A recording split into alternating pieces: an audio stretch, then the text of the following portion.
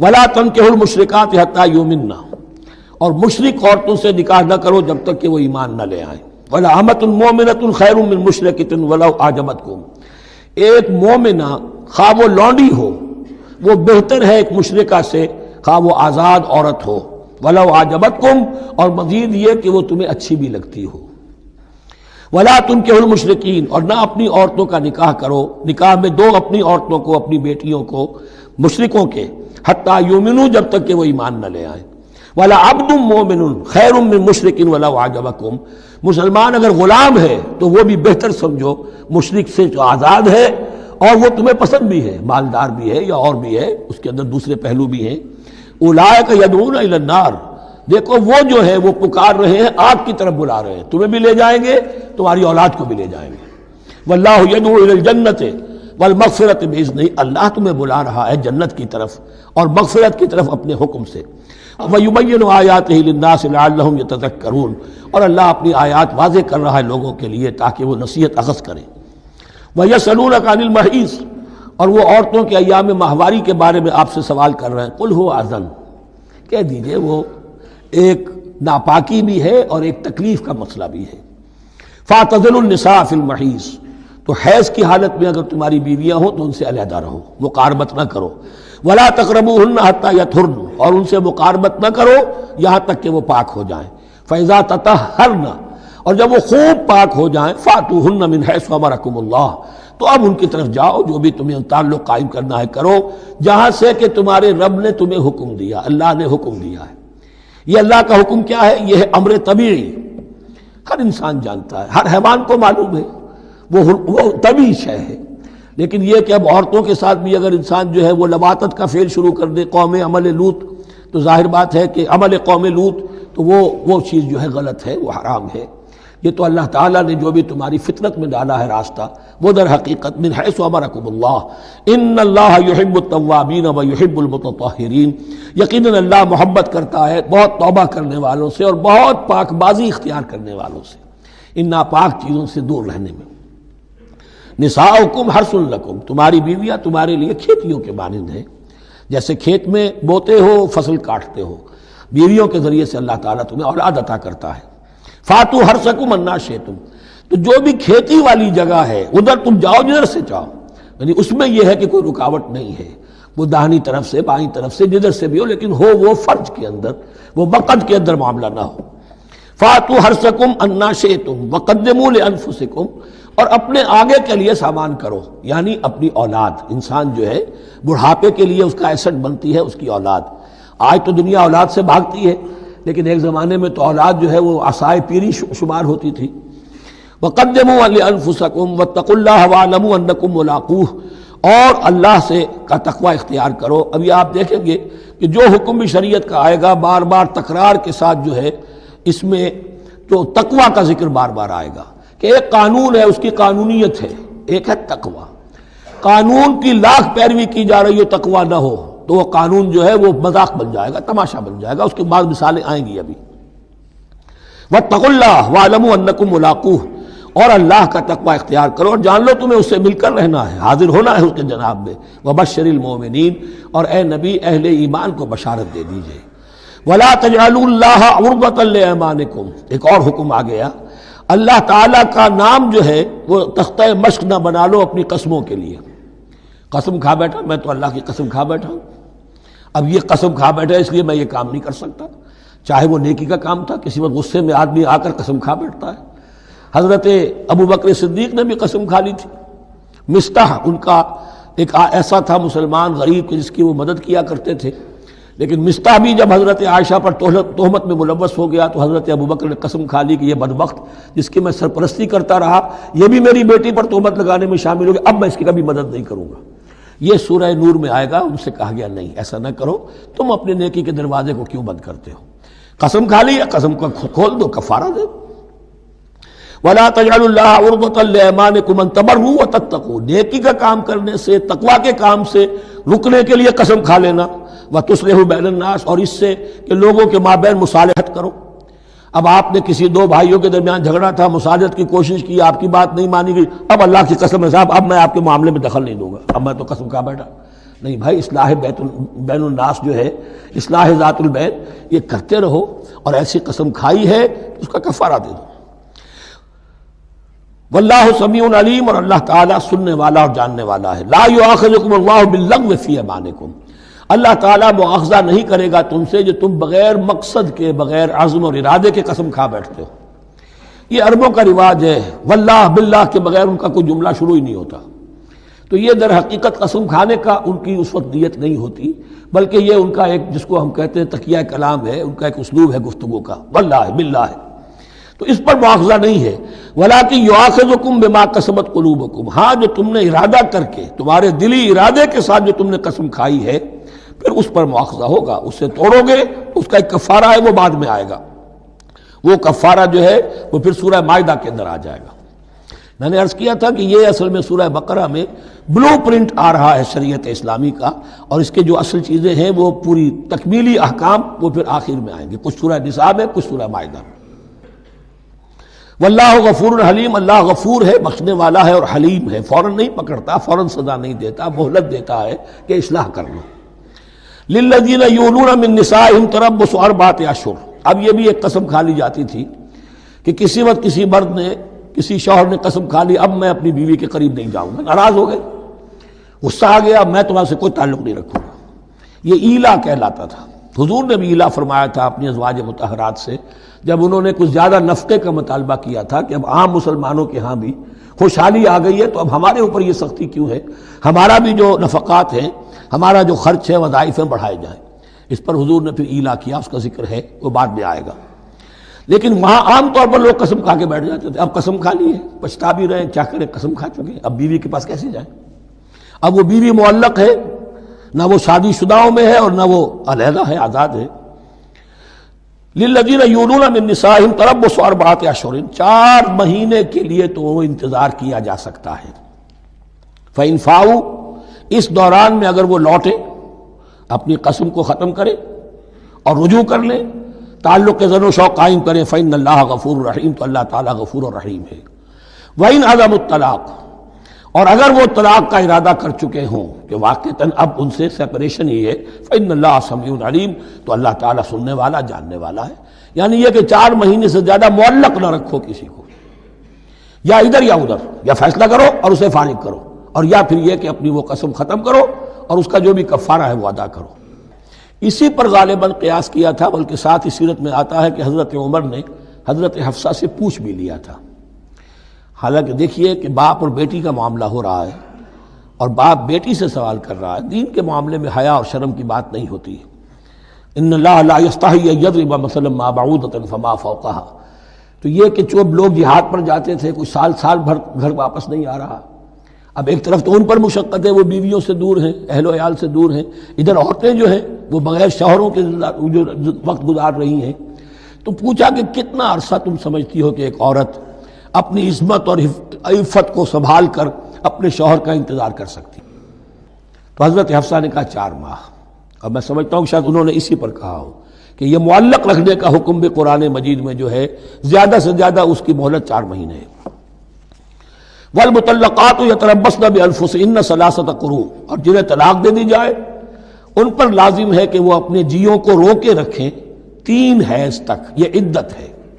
طلاق کے بعد 3 مہینے کی عدت ہے۔ اس عدت میں یا تو شوہر رجوع کر لے گا، اگر 1 یا 2 طلاقیں ہیں، تیسری طلاق ہو گئی تو رجوع کا حق نہیں ہے، وہ بعد میں بات آ جائے گی، اور اسی میں چاہے تو اس کے بعد جب مدت ختم ہو جائے گی تو پھر اب شوہر کا حق ختم ہو جائے گا، اب وہ آزاد ہوگی، لیکن اس مدت کے اندر وہ دوسری شادی نہیں کر سکتی۔ والمطلقات یتربصن بانفسهن 3 قروء ولا يحل لهن ان يكتمن ما خلق الله في ارحامهن، اور ان کے لیے یہ حلال نہیں ہے، جائز نہیں ہے کہ وہ چھپا لیں جو کچھ کہ اللہ نے پیدا کر دیا ہو ان کے ارحام میں۔ اگر حمل ٹھہر گیا ہے اور بیوی کو ڈر ہے کہ اب یہ شوہر تو طلاق دے دے گا، وہ اپنا حمل چھپا رہی ہے تاکہ پتہ ہی نہ چلے اس کو، کیونکہ وہ چاہے گی کہ بچہ میرے پاس رہے، بچہ بچی جو بھی ہو۔ ظاہر بات ہے کہ بچہ اور بچی جو ہے وہ ماں کے لیے تو جگر گوشہ ہے، اس کے جسم کا ٹکڑا ہے، اس کے جسم کا لوتھڑا ہے، تو وہ چھپانے کی ٹینڈنسی ہوتی ہے کہ وہ جھگڑا ہی نہ اٹھے۔ ولا یحل لهن ان یکتمن، ان کے لیے جائز نہیں ہے کہ وہ چھپائیں ما خلق اللہ فی ارحامہن، جو کچھ کے پیدا کر دیا ہے اللہ نے ان کے رحموں میں، ان کنن یؤمن باللہ والیوم الآخر، اگر وہ فی الواقع ایمان رکھنے والی ہیں اللہ پر اور یوم آخر پر، وبعولتہن احق بردہن فی ذلک ان ارادوا اصلاحا، اور یہ جو عدت کی مدت ہے اس میں ان کے شوہروں کو حق حاصل ہے، زیادہ حقدار ہیں کہ انہیں لوٹا لیں، اسے رجعت کہتے ہیں، رجوع کیا جا سکتا ہے عدت کے اندر لیکن تیسری طلاق کے بعد نہیں، پہلی طلاق دوسری طلاق، اس کے بعد دونوں میں جو عدت ہوگی اس میں رجوع کر سکتا ہے شوہر، اس کا اختیار ہے، بیوی کو نہ کہنے کا اختیار نہیں ہے کہ اب تم طلاق دے چکے ہو، اب میں تمہاری بات ماننے کو تیار نہیں ہوں، اس کا اسے حق نہیں ہے، اسے پھر وہ مرد کا جو حق ہے وَبَعُولَتُهُنَّ أَحَقُّ بِرَدِّهِنَّ، وہ زیادہ حقدار ہے کہ انہیں لوٹا لے، فی ذالک، اس مدت کے اندر ان ارادوا اصلاحا، اگر وہ واقعتاً اصلاح ہی چاہتے ہیں، وَلَهُنَّ مِثْلُ الَّذِي عَلَيْهِنَّ بِالْمَعْرُوفِ، اور ان کے لیے حقوق ہیں جو کہ مناسبت سے ہیں ان کی ذمہ داریوں کے، وَلِلرِّجَالِ عَلَيْهِنَّ دَرَجَةٌ، اور مردوں کو ان پر ایک درجہ فوقیت کا، ایک درجہ فضیلت کا، ایک درجہ حقوق کا حاصل ہے، واللہ عزیز الحکیم، اور اللہ تعالی زبردست ہے اور حکمت والا ہے۔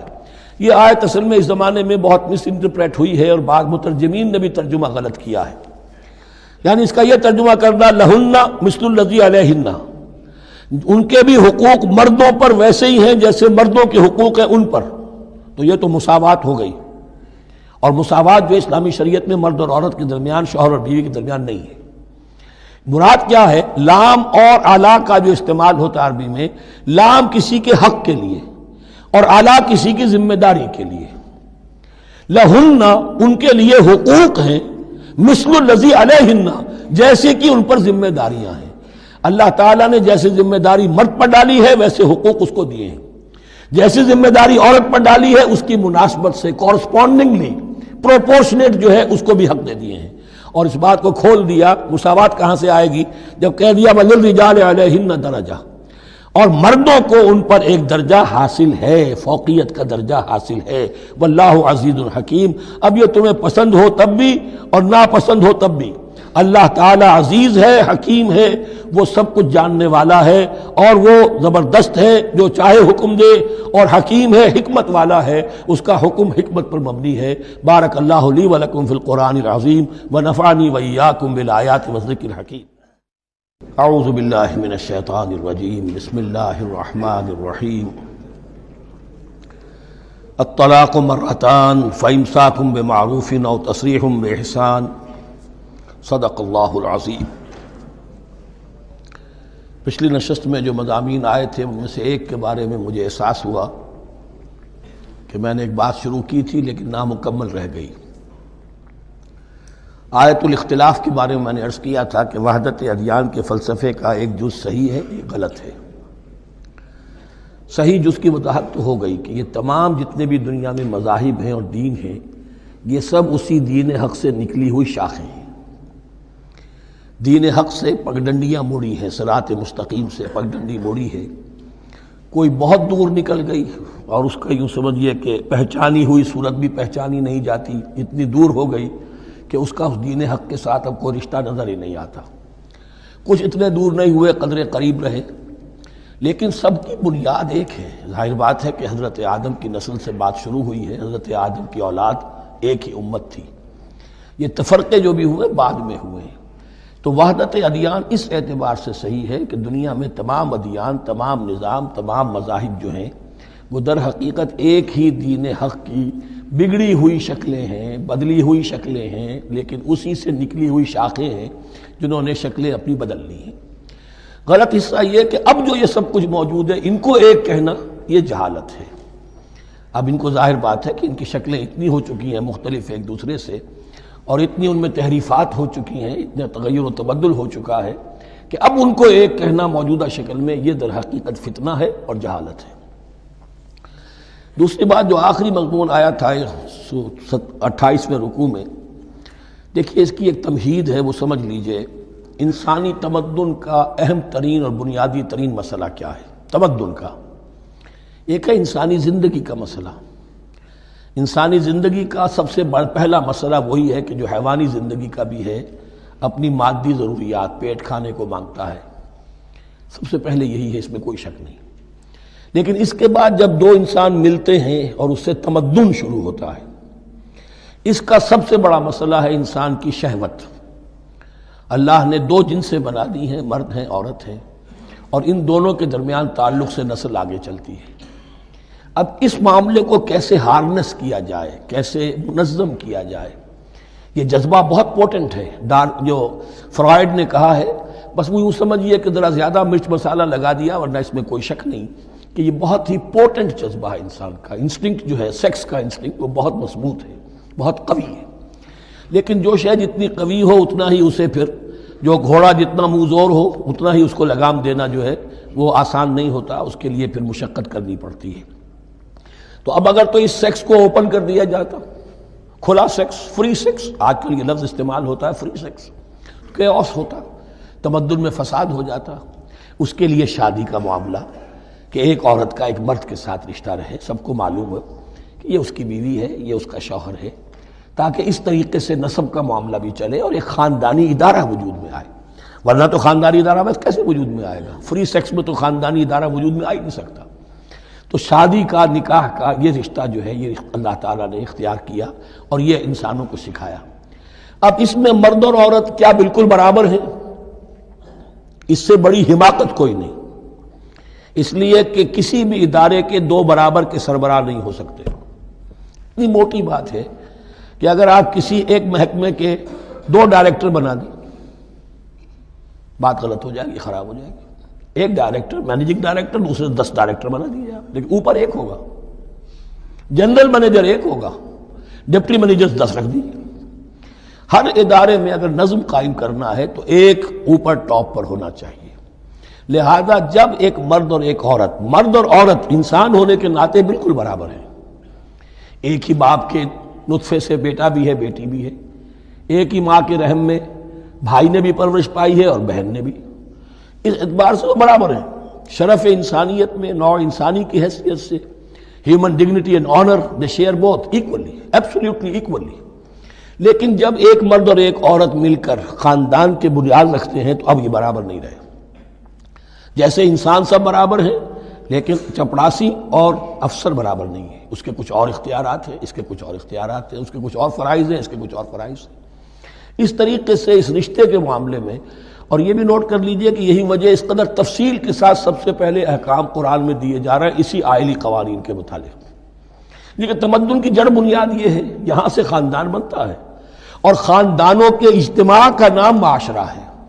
خاندان کا نظام، اب ہمارا پاکستانی جو معاشرہ ہے، اگر ہماری 14 کروڑ تعداد ہے اس وقت، 7 افراد ایک خاندان کے اگر آپ شمار کر لیں تو آپ سمجھیے اتنے خاندان ہماری دنیا میں اس وقت موجود ہیں، 2 کروڑ خاندان ہیں، ان خاندانوں پر مشتمل ہے۔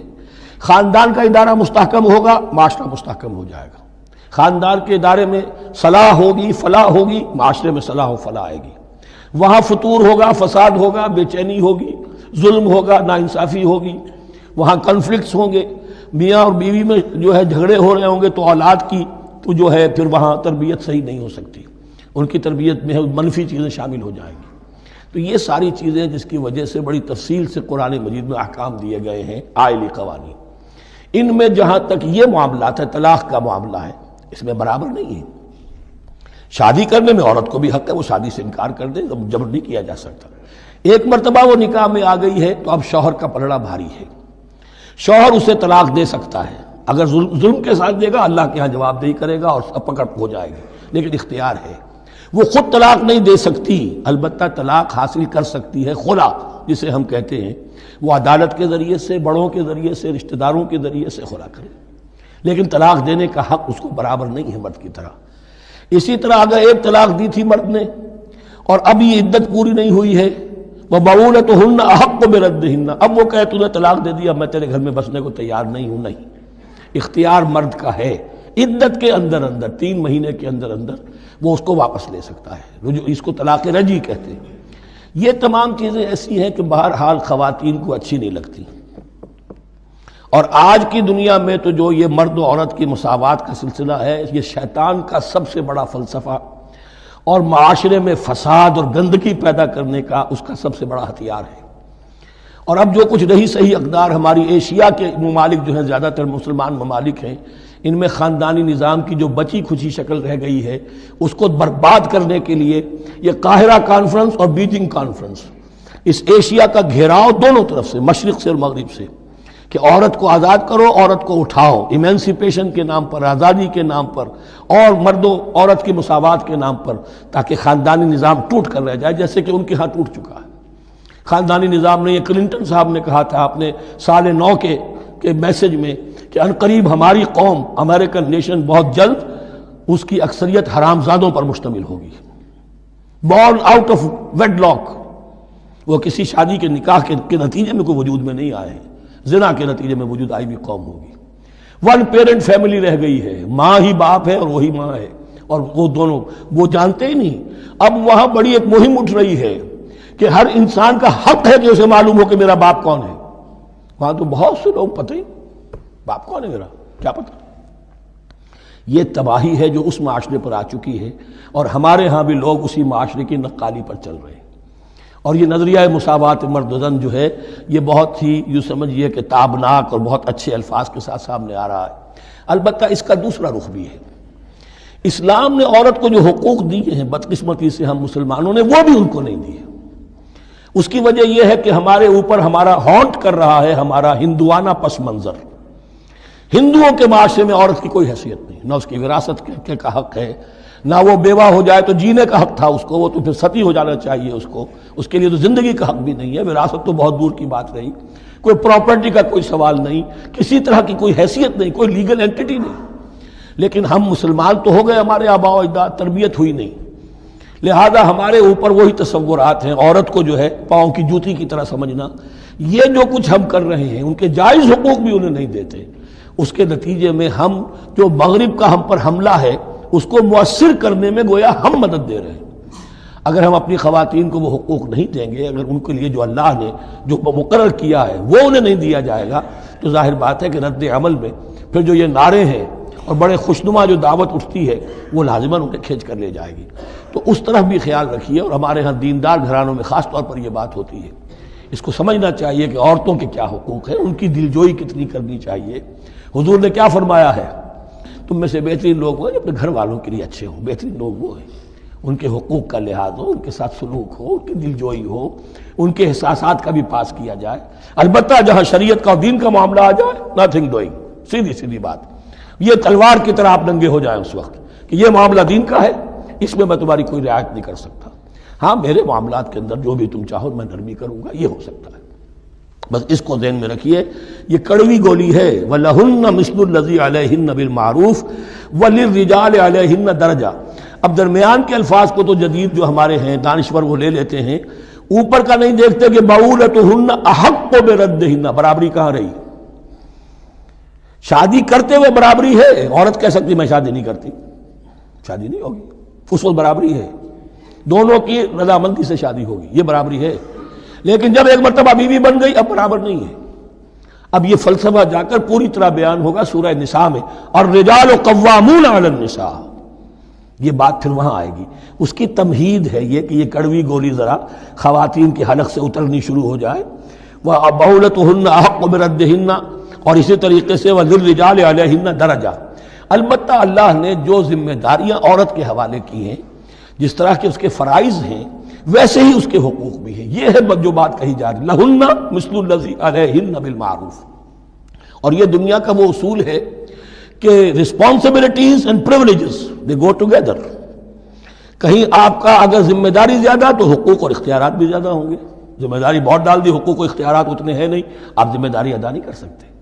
جہاں ذمہ داری کم ہوگی وہاں حقوق و اختیارات بھی کم ہوں گے، یہ دونوں چیزیں پروپورشنیٹ چلتی ہیں۔ اب چلیے آگے، مجھے اندیشہ ہے کہ میں نے خاصا وقت اس میں لگا دیا۔ الطلاق مرتان، طلاق 2 مرتبہ ہے، یعنی ایک شوہر کو 2 مرتبہ طلاق دے کر اور رجوع کر لینے کا حق ہے۔ ایک دفعہ طلاق دی اور عدت کے اندر رجوع کر لیا، ٹھیک ہے، پھر طلاق دی اور عدت کے اندر رجوع کر لیا، ٹھیک ہے، تیسری مرتبہ طلاق دی، اب رجوع نہیں کر سکتا۔ الطلاق مرتان، 2 مرتبہ ہو سکتا ہے۔ فَإِمْسَاكٌ بِمَعْرُوفٍ أَوْ تَسْرِيحٌ بِإِحْسَانٍ، اب اس کے بعد فیصلہ کرو، یا تو روکو اس کو اپنے گھر میں تو وہ بھی نیکی کے ساتھ، بھلائی کے ساتھ، تنگ کرنے کے لیے نہیں، پریشان کرنے کے لیے نہیں، اور تسریح بِإِحْسَان، یا رخصت کر دینا ہے اچھے بھلے طریقے سے، بھلے مانسوں کی طرح خوبصورتی کے ساتھ، روکو تو بھلائی کے لیے، اور اگر رخصت کرنا ہے تو خوبصورت انداز میں۔ وَلَا يَحِلُّ لَكُمْ أَن تَأْخُذُوا مِمَّا آتَيْتُمُوهُنَّ شَيْئًا، اور تمہارے لیے ہرگز جائز نہیں ہے کہ جو کچھ تم نے انہیں دیا تھا اس میں سے کچھ بھی واپس لو، جو بھی تم نے انہیں مہر دیا تھا اس میں سے کچھ واپس نہیں لے سکتے جب تم طلاق دے رہے ہو۔ ہاں اگر عورت طلاق مانگے تو اسے اپنے مہر میں سے کچھ چھوڑنا پڑے گا، یہ دوسری بات ہے، لیکن جب مرد طلاق دے رہا ہے تو پھر وہ نہیں روک اس کو اس میں سے جو بھی کچھ دیا ہو، یہاں تک کہ آیا ہے کہ اگرچہ تم نے ان کو احداہن قنطارا، سونے کے ڈھیر دیے ہوں، ان میں سے بھی کچھ نہیں لے سکتے واپس۔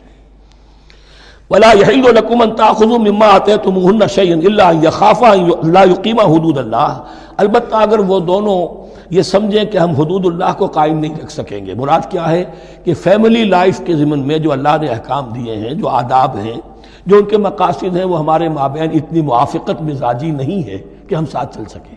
ایک عورت اگر یہ محسوس کرتی ہے فَإِنْ خِفْتُمْ أَلَّا يُقِيمَا حُدُودَ اللَّهِ فَلَا جُنَاحَ عَلَيْهِمَا فِي مَا افْتَدَتْ بِهِ، پھر اگر اس کا یہ خیال ہے کہ یہ نہیں رکھ سکیں گے تو پھر کوئی حرج نہیں ہے ان دونوں پر کہ جو کچھ دے دلا کر عورت فدیے میں اپنے آپ کو چھڑا لے، یعنی کہہ کہ ٹھیک ہے تم نے مجھے 10 لاکھ مہر دیا تھا، میں 5 لاکھ تمہیں واپس کرتی ہوں، یا تم نے 10 لاکھ کا میرا مہر رکھا تھا، میں خلا مانگ رہی ہوں، میں صرف 5 لاکھ کا تم سے تقاضا کرتی ہوں، اسے اپنے مہر میں سے کچھ چھوڑنا ہوگا، یہ فدیہ ہے۔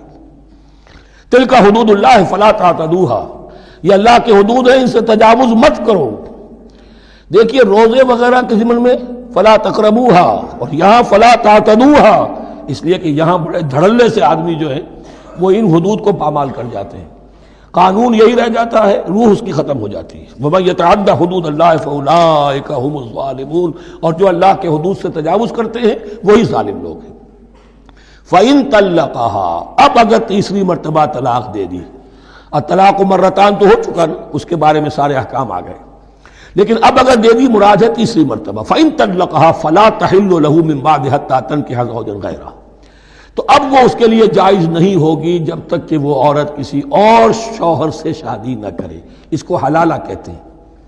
لیکن یہ حلالہ کروانا یا کرنا اور کسی کے ساتھ یہ معاہدہ کرنا تم شادی کر لو پھر طلاق دے دینا، اس پر لعنت فرمائی ہے، حضور نے لعنت فرمائی ہے۔ اور ہمارے ہاں علم میں آتی ہے، یہ بات سننے میں آتی ہے کہ بہت سے علماء نے اس کو دھندا بنا رکھا ہے۔ حلالہ مولوی مشہور ہیں مختلف شہروں کے اندر۔ فَإِن طَلَّقَهَا فَلَا تَحِلُّ لَهُ مِن بَعْدُ حَتَّىٰ تَنكِحَ زَوْجًا غَيْرَهُ فَإِن طَلَّقَهَا، پھر اگر وہ بھی دوسری شادی کی دوسری جگہ پر، اس عورت نے اس شوہر سے بھی نہیں بنی، اس نے بھی طلاق دے دی، فَلَا جُنَاحَ عَلَيْهِمَا أَن يَتَرَاجَعَا، تو اب کوئی گناہ نہیں ہوگا ان دونوں پر کہ وہ رجوع کر لیں، پہلے سابق شوہر سے شادی کر لیں۔ یعنی عورت کو شاید عقل آ گئی ہو، کوئی اسی کی زیادتی تھی کہ پہلے شوہر کے ہاں بس نہیں سکی، اب دوسری مرتبہ کا تجربہ ہو گیا تو اس کے کان ہو گیا کہ کوئی غلطی میری ہی ہے، اب شاید دوبارہ وہ اپنے شوہر کی طرف، سابقہ شوہر کی طرف رجوع کرنا چاہے تو اس کی اجازت ہے۔ ان ظنا یقیما حدود اللہ، اگر ان کو یہ یقین ہو کہ وہ اللہ کے حدود کی پاسداری کر سکیں گے۔ اللہ کے حدود جو ہیں احکام شریعت، ان کو بہرحال مد نظر رکھنا ہے اور فائق رکھنا ہے۔ وَتِلْكَ حُدُودُ اللَّهِ يُبَيِّنُهَا لِقَوْمٍ يَعْلَمُونَ، اور یہ وہ حدود ہیں اللہ کے جن کو وہ واضح کر رہا ہے، کھول کھول کر بیان کر رہا ہے ان لوگوں کے لیے کہ جو علم حاصل کرنا چاہیں۔ ترجمہ یہ ہوتا ہے عام طور پر جنہیں علم حاصل ہے، اصل میں کسی وقت فعل کو طلب فعل کے معنی میں استعمال کیا جاتا ہے عربی زبان میں، یعلمون جو جاننا چاہیں، جن کی عدت طلب ہے علم کی۔ وَإِذَا طَلَّقْتُمُ النِّسَاءَ فَبَلَغْنَ أَجَلَهُنَّ، تو جب تم لوگ اپنی بیویوں کو طلاق دو اور پھر وہ اپنی عدت پوری کر لیں، فَأَمْسِكُوهُنَّ بِمَعْرُوفٍ أَوْ سَرِّحُوهُنَّ بِمَعْرُوفٍ، تو اب چاہو تو روکو انہیں لیکن معروف طریقے سے، اور چاہو تو انہیں رخصت کر دو وہ بھی اچھے طریقے پر۔ وَلَا تُمْسِكُوهُنَّ ضِرَارًا لِتَعْتَدُوا، اور دیکھو ایسا نہ کرو کہ تم روکو انہیں تنگ کرنے کے لیے۔ اچھا ذرا اس کی میں اور خبر لوں گا رجوع کر کے، ذرا اگر تو طلاق ہو گئی تو آزاد ہو جائے گی، غصہ اتنا چڑھا ہوا ہے کہ ابھی وہ غصہ ٹھنڈا نہیں ہوا ہے، رجوع کر رہا ہے اس لیے کہ اسے اور پریشان کروں، اسے اور تکلیفیں پہنچاؤں۔ تو اب یہ کیا ہوا، قانون تو اجازت دے رہا ہے لیکن تم نے قانون کا مذاق اڑایا، تم نے اللہ کی دی ہوئی اس اجازت کا ناجائز استعمال کیا ہے۔ ہاں اگر بسانے کا واقعی ارادہ ہو گیا ہے تو ضرور تم رجوع کر لو، رجوع کا حق تمہیں ہے، لیکن اگر یہ نہیں ہے، پریشان کرنا ہے، فلا تمسکوہن ولا تمسکوہن ضرارا لتعتدوا، ضدم ضدہ ان پر زیادتی کرنے کے لیے، ستانے کے لیے، ومن یفعل ذلک فقد ظلم نفسہ، اور جو کوئی بھی یہ کام کرے گا اس نے اپنی جان پر ظلم ڈھایا۔ ولا تتخذوا آیات اللہ ہزوا، اور دیکھو اللہ کی آیات کو مذاق اور کھیل نہ بنا لو، ٹھٹھا نہ بنا لو۔ یہ اچھی طرح جان لیجئے، لا از لا and there can be law which has no flaw. Flawless law is impossible.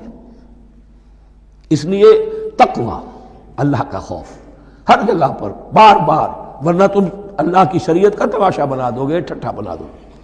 ولا تتخذوا آیات اللہ ہزوا واذکروا نعمت اللہ علیکم، اور یاد کرو، ذکر کرو، شعور کرو اللہ کے انعامات کا جو تم پر ہوئے ہیں۔ وما انزل علیکم من الکتاب والحکمت، اور جو اس نے نازل فرما دی ہے تم پر اپنی کتاب، اپنی شریعت اور حکمت، یعظکم بہ، اس کے ذریعے سے تمہیں نصیحت کر رہا ہے، سیدھا راستہ بتا رہا ہے۔ واتقوا اللہ، اللہ کا تقوی اختیار کرو۔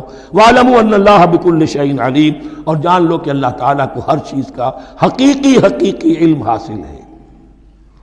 وَإِذَا طَلَّقْتُمُ النِّسَاءَ فَبَلَغْنَ أَجَلَهُنَّ فَلَا تَعْضُلُوهُنَّ أَن يَنكِحْنَ أَزْوَاجَهُنَّ إِذَا تَرَاضَوْا بَيْنَهُم بِالْمَعْرُوفِ، اور جب تم اپنی عورتوں کو طلاق دے دو، پھر وہ اپنی عدت پوری کر لیں، تو مت آڑے آؤ اس میں کہ وہ عورتیں پھر نکاح کر لیں اپنے سابق ازواج سے، اذا تراضوا بینہم بالمعروف، جبکہ وہ آپس میں رضامند ہو جائیں بھلے طریقے پر۔ یعنی اگر طلاق مغلظ نہیں ہے، دیکھیے ایک طلاق ہوتی ہے بائن، پہلی طلاق، دوسری طلاق، یہ جب تک عدت ختم نہیں ہوئی طلاق رجعی کہلاتی ہے، اس کے دوران شوہر کو رجوع کرنے کا حق ہے۔ عدت پوری ہو گئی، اب یہ بائن ہو گئی، اب شوہر اور بیوی کا جو رشتہ ہے ٹوٹ گیا۔ اب اگر نکاح ہوگا تو دوبارہ ہوگا، اس میں عورت کی مرضی کو دخل ہے۔ عدت کے اندر عورت کی مرضی کو دخل نہیں ہے، لیکن عدت کے بعد اب عورت کو اختیار ہے، اب تو نکاح ثانی ہوگا، سوائے طلاق مغلظ کے۔ تیسری طلاق اگر ہو گئی ہے تو پھر جب تک اس کا نکاح کسی اور سے نہ ہو جائے، وہ بھی طلاق دے دے، تو ان کے درمیان نکاح نہیں ہو سکتا۔ گویا کہ یہ دو طلاقوں کے بعد اگر پھر یہ لوگ جبکہ طلاق بائن ہو چکی ہو، وہی عورت وہی مرد پھر نکاح کرنا چاہیں، تو اب تم آڑے مت آؤ۔ ہوتا کیا ہے، عورت کے بھائی ہیں، اب انہیں غصہ چڑھا ہوا، اس بدماش نے یہ کچھ کیا تھا، اس نے تمہیں ایسے ایسے ستایا تھا، اس نے یہ کیا تھا، اب تمہیں ہم شادی نہیں کرنے دیں گے اس کے ساتھ۔ نہیں، یہ کام تمہارا نہیں ہے۔ اگر وہ اذا تراضوا بینہم، اگر وہ باہم راضی ہو جائیں تو تم اب ان کے آڑے مت آؤ بالمعروف۔ ذالک یوعظ بہ من کان منکم یؤمن باللہ والیوم الآخر، یہ وہ چیزیں ہیں جن کی نصیحت کی جا رہی ہے تم میں سے ان کو جو واقعتاً ایمان رکھتے ہو اللہ پر اور یوم آخر پر۔ ان کے اندر ایمان ہی نہیں ہے، ان کے لیے یہ سارا جو ہے بھینس کے آگے بین بجائے جاؤ کیا حاصل ہے، وہ تو پھر اس کو کوئی فائدہ نہیں پہنچے گا۔ ذالک یوعظ بہ من کان منکم یؤمن باللہ والیوم الآخر ذالکم ازکیٰ لکم واطہر، یہ طریقے جو ہیں تمہارے لیے زیادہ پاک ہیں، زیادہ عمدہ ہیں۔ واللہ یعلم وانتم لا تعلمون، اللہ جانتا ہے تم نہیں جانتے۔ اپنی عقل کو مقدم نہ رکھو، یہ اللہ کا علم ہے، اسی نے عورت کو بنایا، اسی نے مرد کو بنایا، اسے مرد بھی عزیز ہے، عورت بھی عزیز ہے۔ الخلق عیال اللہ، حضور نے فرمایا تمام مخلوق اللہ کے کنبے کے مانند ہے۔ اللہ کو تو اپنا ہر انسان مرد ہو یا عورت ہو محبوب ہے، پسندیدہ ہے، اس کی تخلیق ہے، اس کا شاہکار ہے، لیکن یہ کہ وہ جانتا ہے کہ عورت کے کیا حقوق ہونے چاہیے، مرد کے کیا ہونے چاہیے۔ لہذا واللہ یعلم وانتم لا تعلمون والوالدات یرضعن اولادہن حولین کاملین، اور والداؤں کے لیے، ماؤں کے لیے ضروری ہے کہ وہ اپنی اولاد کو 2 سال دودھ پلائیں پورا۔ اور یہ خاص طور پر یہاں تذکرہ ہو رہا ہے جب طلاق کا مسئلہ ہو۔ اب طلاق ہو گئی، شوہر تو علیحدہ ہو گیا، شوہر کہتا ہے بھائی میرا بچہ تو میرا ہے، قانوناً تو اولاد شوہر کی ہوتی ہے، لیکن تم اسے دودھ پلاؤ، تو 2 سال تک وہ عورت انکار نہیں کر سکتی، دودھ پلائے گی۔ لمن اراد ان یتم الرضاعہ، جو شخص چاہے کہ یہ رضاعت پوری کروائے اپنی سابقہ مطلقہ بیوی سے۔ وعلی المولود لہ رزقہن وکسوتہن بالمعروف، لیکن اس عرصے کے لیے جس کی وہ اولاد ہے، یعنی شوہر جو سابق ہے، اس کے ذمے ہے اس کا رزق اور اس کا لباس، جسے ہم نان نفقہ کہتے ہیں۔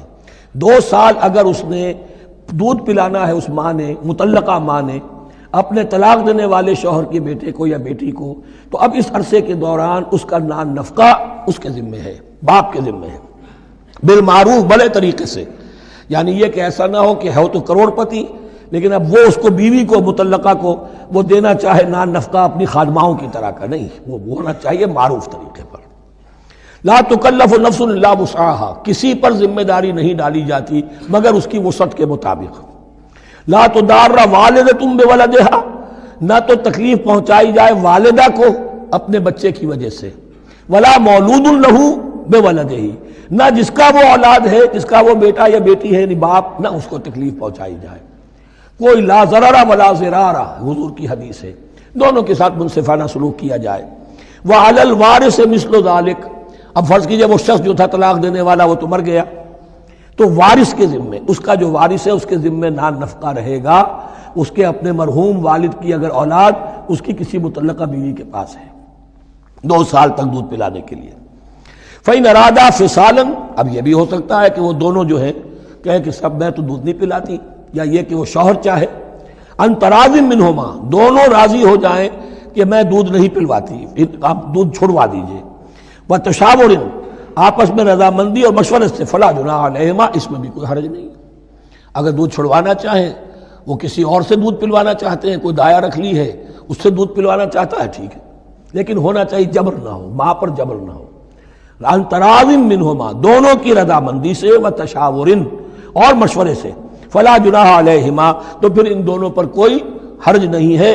وَإِنْ أَرَدْتُمْ أَن تَسْتَرْضِعُوا أَوْلَادَكُمْ فَلَا جُنَاحَ عَلَيْكُمْ، اگر تم چاہو کسی اور سے اب دودھ پلوانا، رضاعت کروانا، تو اس میں بھی کوئی حرج نہیں۔ فَلَا جُنَاحَ عَلَيْكُمْ إِذَا سَلَّمْتُمْ مَا آتَيْتُمْ بِالْمَعْرُوفِ، جبکہ ان کی ماں، اس کی ماں کو تم دے چکو جو کچھ کہ تم نے طے کیا تھا معروف اور بھلے طریقے پر۔ واتقوا اللہ، اور اللہ کا تقوی اختیار کرو۔ واعلموا ان اللہ بما تعملون بصیر، اور جان لو کہ جو کچھ تم کر رہے ہو اللہ اسے دیکھ رہا ہے۔ والذین یتوفون منکم ویذرون ازواجا، اور وہ کہ جو تم میں سے وفات پا جائیں اور وہ چھوڑ جائیں بیویاں، یتربصن بانفسہن، اب یہ عدت جو تھی، ایک تھی طلاق کی عدت، وہ 3 ماہواریاں آ جانا، 3 مہینے اندازن، اور ایک ہے جو فوت ہو گیا، اور بیوہ کی عدت کیا ہے۔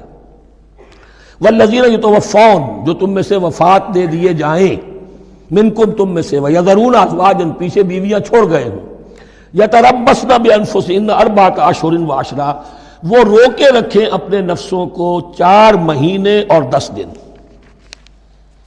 4 مہینے 10 دن تک ایک جو بیوہ عورت ہے وہ کوئی اور نکاح نہیں کر سکتی، 4 مہینے 10 دن۔ فَإِذَا بَلَغْنَ أَجَلَهُنَّ، اور جب وہ اپنی اس مدت تک پہنچ جائیں، یعنی پوری ہو گئی مدت عدت کی، فَلَا جُنَاحَ عَلَيْكُمْ فِي مَا فَعَلْنَ فِي أَنفُسِهِنَّ، تو تم پر کوئی گناہ نہیں ہے اس معاملے میں جو وہ اپنے بارے میں کرے۔ اب وہ آزاد ہے، نکاح کر سکتی ہے، اب تم روکنا چاہو، ہماری ناک کٹ جائے گی، یہ بیوہ بیٹھ نہیں سکی، اس سے رہا نہیں گیا، نہیں، غلط بات،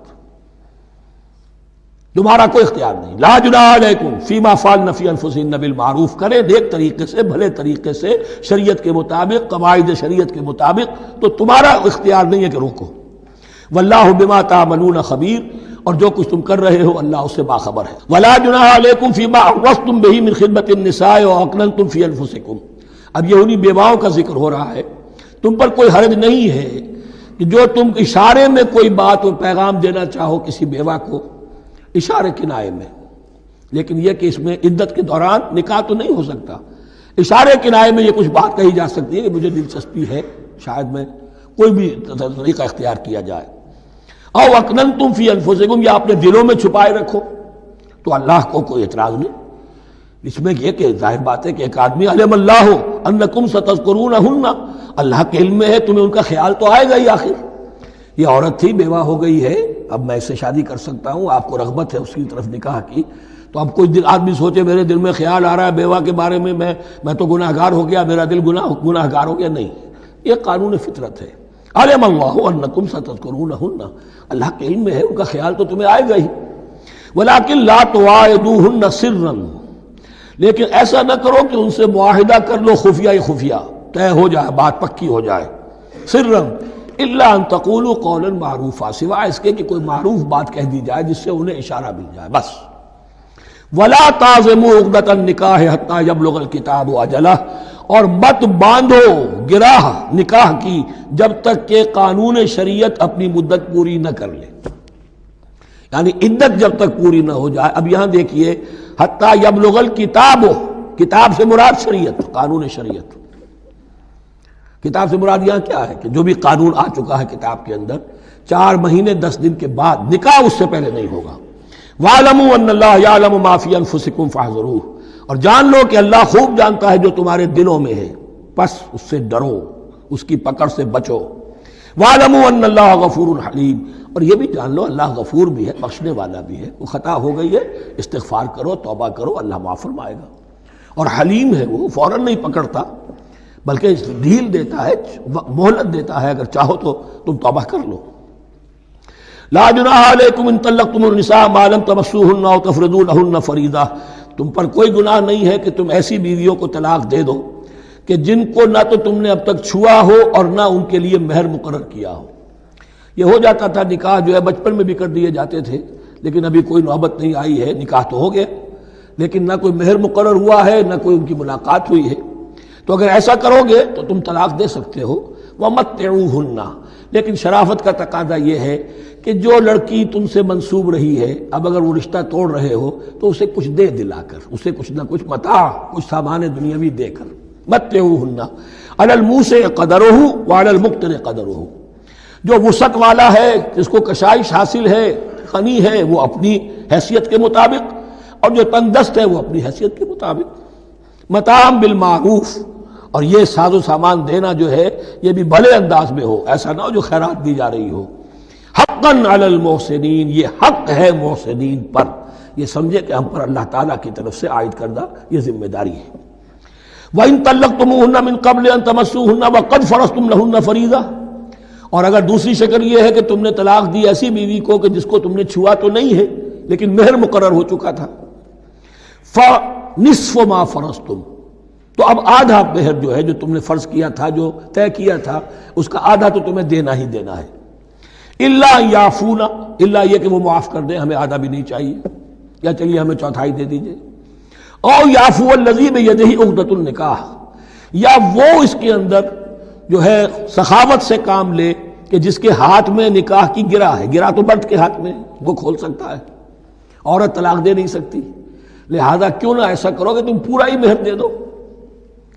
فرمایا وَأَن تَعْفُوا، اگر تم درگزر کرو اور زیادہ دو، اقرب للتقویٰ، یہ تقویٰ سے قریب تر ہے۔ وَلَا تَنْسَبُوا الْفَضْلَ بَيْنَكُمْ، اپنے مابین احسان کرنا مت بھولو، اور اپنے مابین جو فضیلت اللہ نے تمہیں دی ہے عورتوں پر اس کو مت بھولو۔ تمہارا پھر ایٹیچیوڈ بھی ایسا ہونا چاہیے کہ تم اپنے بڑے ہونے کے حساب سے ان کے ساتھ نرمی کرو، ان کو زیادہ دو، ان کو جتنا بھی مہر مقرر کیا تھا اس سے بھی زیادہ دے دلا کے رخصت کرو۔ قانون میں تو صرف مہر ہوگا، البتہ قانون یہی ہے کہ اگر انہیں چھوا نہیں ہے، مقاربت نہیں ہوئی ہے، لیکن یہ کہ مہر مقرر ہو چکا تھا تو آدھا مہر تو لازماً دینا ہے۔ آدھا بھی یہ چھوڑ سکتی ہے عورت، لیکن تمہارے لیے بہتر ہے کہ تم پورا دو یا اور زیادہ دو۔ ان اللہ بما تعملون بصیر، یقیناً جو کچھ تم کر رہے ہو اللہ دیکھ رہا ہے۔ حافظوا علی الصلوات والصلاۃ الوسطیٰ، محافظت کرو پوری طرح، چوکس ہو کر، چوکنے ہو کر تمام نمازوں کی، اور خاص طور پر صلاۃ وسطیٰ کی۔ یعنی بار بار جو آ رہا ہے، جان لو اللہ جانتا ہے، جان لو اللہ دیکھ رہا ہے، جو کچھ تم کر رہے ہو اللہ کی نگاہ میں ہے، جو کچھ تم کر رہے ہو اللہ باخبر ہے، یہ سارا کچھ جو ہے یہ اللہ کی یاد ذہن میں برقرار رکھنے کے لیے تمہیں نماز دی گئی ہے۔ 5 وقتہ تم حاضر ہو، دنیا کے کاروبار سے نکلو اور آ کر پھر عہد اللہ سے اپنا جو ہے، یہ جو حفیظ کا ایک شعر ہے، آؤ سجدے میں گرے لوح جبی تازہ کریں، سرکشی نے کر دیے دھندلے نقوش بندگی، آؤ سجدے میں گرے لوح جبی تازہ کریں۔ یہاں پر جو ہمارا بندگی کا نقش تھا، سرکشی کی وجہ سے وہ دھندلے ہو گئے ہیں۔ سرکشی نے کر دیے دھندلے نقوش بندگی، آؤ سجدے میں گرے لوح جبی تازہ کریں، کہ پھر اس پر اللہ تعالیٰ کے ساتھ جو عہد کیا ہے، ایاک نعبد و ایاک نستعین، اسے پھر تازہ کریں۔ حافظوا علی الصلوات والصلاۃ الوسطی، صلاۃ وسطی کے بارے میں بہت سے اقوال ہیں، لیکن عام طور پر اس سے مراد عصر کی نماز لی گئی ہے۔ دن میں 2 نمازیں اس سے پہلے ہیں، فجر ہے، ظہر ہے، 2 پھر بعد میں ہے، مغرب ہے، عشاء ہے۔ وقوموا للہ قانتین، اور کھڑے ہوا کرو اللہ کے سامنے پورے ادب کے ساتھ، یعنی ایک تو رکوع ہے جس میں جھکنا ہے، سجدہ ہے جھکنے کی انتہا ہے، قیام بھی قنوت کے ساتھ ہو، معلوم ہو کہ ایک بندہ اپنے آقا کے سامنے کھڑا ہے، اس کے کھڑے ہونے کے انداز میں بھی معلوم ہو کہ تواضع ہے، عجز ہے۔ فَإِنْ خِفْتُمْ فَرِجَالًا أَوْ رُكْبَانًا، اور اگر تم خوف کی حالت میں ہو تو چاہے پیادہ چلتے ہوئے، سفر کرتے ہوئے، دشمن پیچھا کر رہا ہے، آپ کہیں جا رہے ہیں تو چاہے اب رکیں گے نماز پڑھیں گے تو وہ تعاقب میں قریب آ جائے گا، تو رجالن چلتے ہوئے، یا کہیں جلدی جانا ہے اور وہاں پر ابھی فوری طور پر حملہ کرنا ہے تو اس میں یہ ہے کہ جنگ کی حالت میں یہ رعایتیں ہیں، چلتے ہوئے اور رکبانہ یا سوار ہونے کی حالت میں بھی نماز پڑھی جا سکتی ہے۔ فَإِذَا أَمِنْتُمْ، لیکن پھر جب امن میں ہو جاؤ، فَاذْكُرُوا اللَّهَ كَمَا عَلَّمَكُمْ، پھر اللہ کو یاد کرو جیسے کہ تمہیں اس نے سکھایا ہے۔ کس نے سکھایا ہے؟ محمد الرسول اللہ نے۔ صلو کما رأیتمونی اصلی، نماز پڑھو جیسے کہ تم مجھے دیکھتے ہو میں نماز پڑھتا ہوں۔ وہ ہے اللہ کا سکھایا ہوا، اس لیے کہ یہ بھی ثابت ہے روایات سے کہ حضرت جبرائیل نے آ کر حضور کو نماز پڑھائی ہے، 2 دن پڑھائی ہے۔ ایک دن 5 نمازیں اول وقت میں پڑھائیں، دوسرے دن 5 نمازیں آخری وقت میں پڑھائیں، اور بتا دیا کہ ان نمازوں کا وقت ان اوقات کے دوران ہے۔ تو معلم جو ہے حضور کے نماز کے معاملے میں حضرت جبرائیل ہے، اور اب حضور جو ہے پوری امت کے لیے معلم ہے۔ فَإِذَا أَمِنْتُمْ فَاذْكُرُوا اللَّهَ كَمَا عَلَّمَكُم مَّا لَمْ تَكُونُوا تَعْلَمُونَ، جو کہ تم نہیں جانتے تھے اللہ نے تمہیں سکھایا ہے۔ وَالَّذِينَ يَتَوَفَّوْنَ مِنكُمْ وَيَذَرُونَ أَزْوَاجًا، اور پھر دوبارہ لوٹ کر معاملہ آ رہا ہے بیواؤں کا، اور جو لوگ تم میں سے وفات دے دیے جائیں اور وہ چھوڑ جائیں پیچھے بیویاں، وصیۃ لازواجہم متاعا الی الحول غیر اخراج، تو ان کی بیویوں کے لیے وصیت لازماً، اپنی بیویوں کے لیے وصیت لازماً کریں 1 سال تک کے لیے نان نفقے کی، اور بغیر اس کے کہ انہیں گھروں سے نکالا جائے۔ اب یوں سمجھیے اس کو، ایک شخص فوت ہوا، 4 بیویاں ہیں، ایک کے ہاں اولاد تھی، بیٹا تو اسی کا ہے، باقی 3 تو اس کی جو ہیں سوتیلی مائیں ہیں۔ ایک ماں کو تو وہ اپنی ماں سمجھ کر اس کی خدمت کرے گا، باقی 3 کو لائبلٹی سمجھے گا۔ تو فرمایا ایسا نہ ہو کہ فوراً نکال دو کہ جاؤ اپنا راستہ لو، جس سے تمہاری شادی تھی وہ گیا۔ 1 سال کے لیے انہیں گھر سے نہ نکالا جائے اور ان کا نان نفقہ دیا جائے۔ لیکن یہ بھی اصل میں تھا وصیت کا، جب یہ جو قانون آئے گا وراثت کا تو اس سے پہلے کے لیے ہے۔ جیسے کہ والدین کے لیے کہا گیا تھا وصیت کرو، ایسے بیویوں کے لیے بھی کرو۔ جب ان کا حق آ گیا، اس لیے کہ شوہر مر گیا ہے تو بیوی کا حق ہے اس کی وراثت میں، بیوی مر گئی ہے شوہر کا حق ہے اس کی وراثت میں، تو وہ تو وراثت کے اندر حق معین ہو گیا، تو اب یہ وصیت کی ضرورت نہیں۔ اور اسی طرح 1 سال کا نفقہ نہیں ہے، اب نفقہ جو ہے وہ صرف عدت کے دوران کا ہے، جو ہم اس سے پہلے پڑھ چکے ہیں۔ فَإِنْ خَرَجْنَ فَلَا جُنَاحَ عَلَيْكُمْ فِي مَا فَعَلْنَ فِي أَنفُسِهِنَّ، لیکن اگر وہ خود نکل جائیں، ظاہر بات ہے کہ عدت ہوتی 4 مہینے 10 دن، اب تم سال بھر روکو گے تو نہیں ان کو، اگر وہ شادی کر کے کہیں اور جا کے بسنا چاہیں تو تم پر کوئی الزام نہیں آئے گا، جو کچھ وہ کرتی ہیں اپنی جانوں کے بارے میں معروف ہو، بھلے طریقے پر، معروف طریقے پر۔ واللہ عزیز الحکیم، اور یقیناً اللہ تعالیٰ زبردست ہے، حکمت والا۔ وللمطلقات متاع بالمعروف، اسی طرح مطلقات کے لیے بھی ساز و سامان زندگی کی ضروریات ہے معروف طریقے پر، حقاً علی المتقین، لیکن یہ ہے عدت کے وقت تک کے لیے۔ اسی معاملے میں شاہ بانو کیس میں ایک جو فیصلہ دیا تھا، یہ کلکتہ ہائی کورٹ نے، اس پر پھر ہندوستان میں ایجیٹیشن ہوا۔ اس نے یہ فیصلہ دیا تھا کہ کوئی مسلمان اپنی بیوی کو طلاق دے دے تو اب وہ بیوی اگر تو دوسری شادی کر لے تب تو بات دوسری ہے، ورنہ جب تک زندہ رہے گی اس طلاق دینے والے پر اس کا نان نفقہ جو ہے رہے گا پوری زندگی تک۔ اس پر مسلمانوں نے کہا، بھارت کے مسلمانوں نے، یہ ہماری شریعت میں دخل اندازی ہے، شریعت نے صرف عدت تک کا حق رکھا ہے مطلقہ کے لیے، تم ساری زندگی کہاں سے لا رہے ہو؟ پھر وہ فساد ہوا، پھر بہت سے لوگوں نے جانیں دیں، پھر جو ہے ایجیٹیشن ہوا، لیکن پھر راجیو گاندھی کو گھٹنے ٹیکنے پڑے، اور پھر قانون بنا دیا گیا بھارت میں کہ کوئی عدالت ہندوستان کی including supreme court of India مسلمانوں کے آئلی قوانین میں دخل نہیں دے سکتی۔ میں سلام کیا کرتا ہوں مسلمانان بھارت کو، مسلمانوں نے وہاں پر یہ بات بھی نہیں ہونے دی کہ جب قرآن شریعت کا حکم جو ہے وہ یہ ہے کہ مطلقہ کو عدت تک کے لیے دان نفقہ ہے تو ساری زندگی کا کوئی معاملہ نہیں. کذالک یبین اللہ لکم آیاتہ لعلکم تعقلون، اسی طرح اللہ تعالیٰ تمہارے لیے اپنی آیات کو واضح کر رہا ہے تاکہ تم عقل سے کام لو اور سمجھو.